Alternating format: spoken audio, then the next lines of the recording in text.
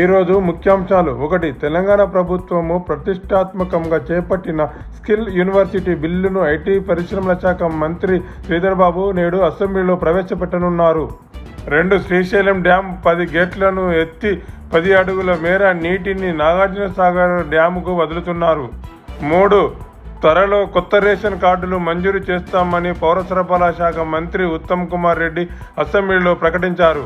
4. రైల్వేలో 7,951 junior engineer పోస్టులకు engineering degree diploma ఉన్నవారు 18 సంవత్సరాల నుండి 36 సంవత్సరాల వరకు అర్హులు ఆగస్టు 29 వరకు అప్లై చేసుకోవచ్చు.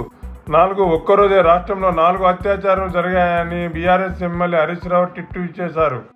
6. లోక్సభలో బీజేపీ విప్పుగా చేవెళ్ల ఎంపీ కొండా విశ్వేశ్వరరెడ్డిని హైకమాండ్ నియమించింది. 7. ఏప్రిల్ 1న ఏర్పాటైన ఆర్బీఐ వచ్చే ఏడాదికి 90 సంవత్సరాలు పూర్తి కానుంది.